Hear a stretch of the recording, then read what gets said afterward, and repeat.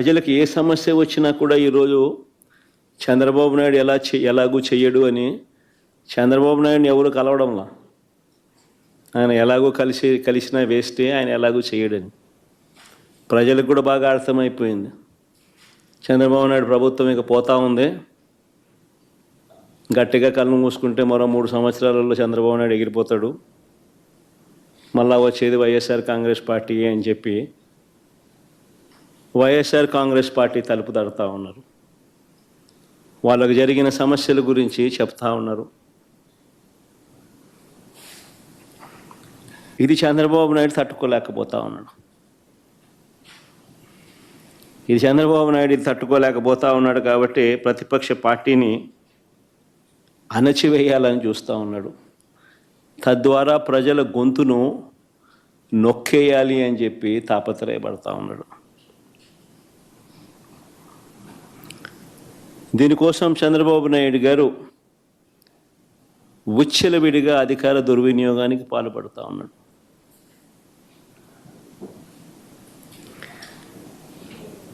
గతంలో పోలీసులు ఎలా ఉండేవాళ్ళు మా ప్రభుత్వ హయాంలో అని అంటే, అత్యుత్తమ పనితీరుతో, గతంలో పోలీసులు మా హయాంలో అత్యుత్తమ పనితీరుతో, సంస్కరణలతో,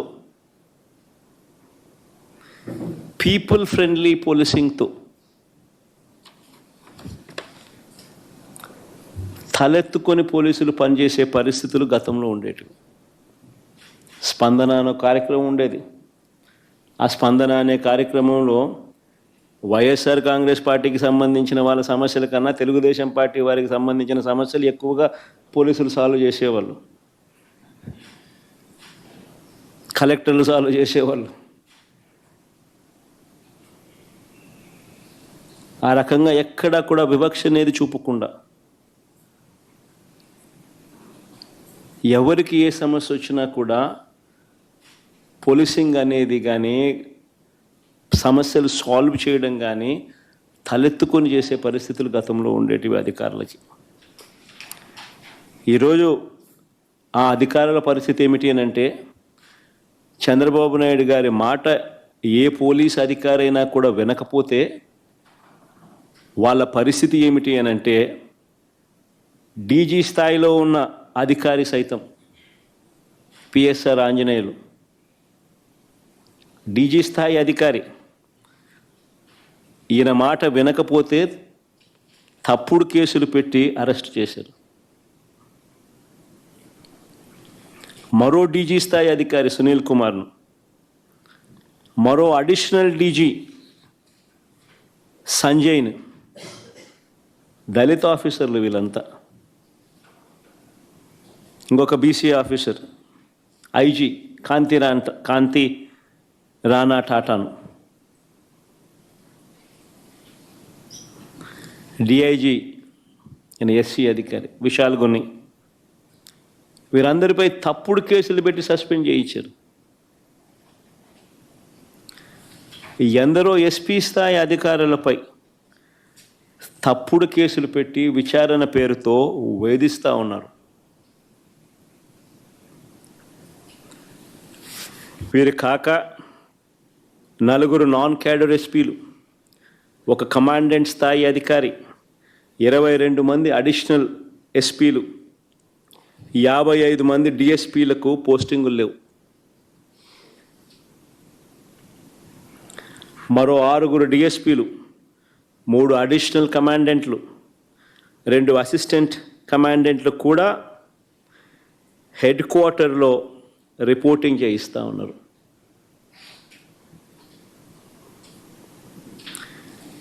8 మంది డిఎస్పీలు సస్పెండ్.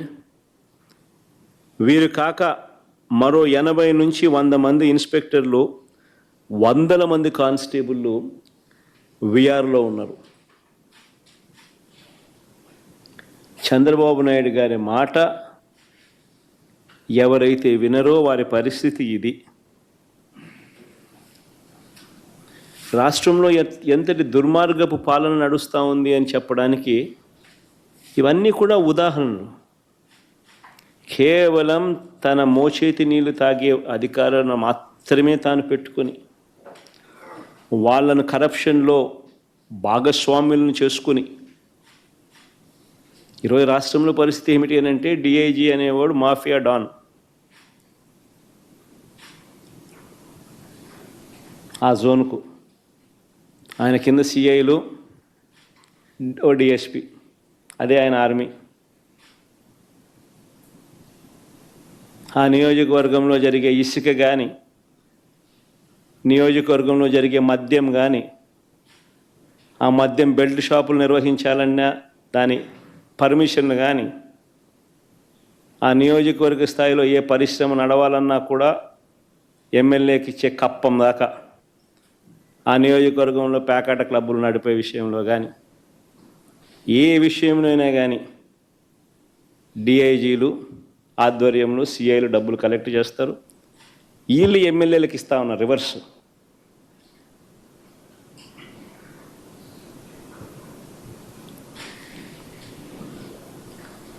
సగం వీళ్ళకి ఇస్తూ ఉన్నారు, సగం పైకి పెద్దబాబుకు చిన్నబాబుకు తీసుకొని పోతా ఉన్నారు. డిఐజీలతో నడిపిస్తూ ఉన్నారు కలెక్షన్ కార్యక్రమాన్ని.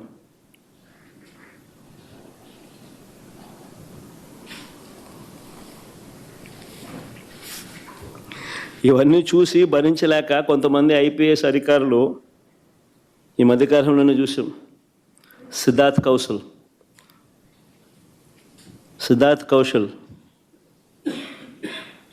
యంగ్స్టర్, యంగ్ ఐపీఎస్ ఆఫీసర్ రాజీనామాలు చేసి వెళ్ళిపోతున్నారు విఆర్ఎస్లు తీసుకొని. ఎందుకంటే ఆయన ఢిల్లీకి పోవడానికి రిలీవ్ చేయడు, ఎన్ఓసి ఇవ్వడు. సో ఇక్కడే ఉండి ఈయనతో వేధింపులు ఎందుకు అని చెప్పి ఏకంగా రాజీనామాలు చేసి వెళ్ళిపోతున్నారు విఆర్ఎస్లు తీసుకుని.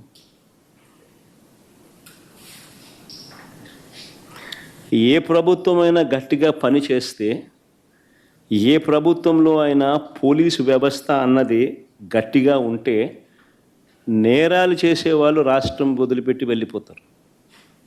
కానీ ఇక్కడ మాత్రం మన రాష్ట్రంలో పోలీసులు రాష్ట్రాన్ని వదిలిపెట్టి వెళ్ళిపోతున్నారు మంచి ఆఫీసర్లు.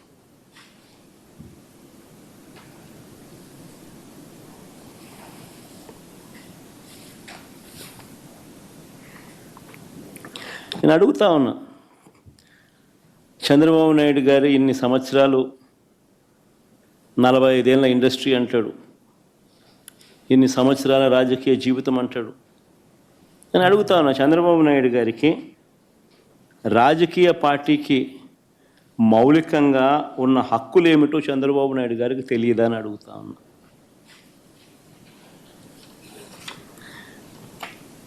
మరి పెద్ద మనిషి ఇన్నాళ్ళు రాజకీయాలు ఎలా చేశాడని అడుగుతా ఉన్నా.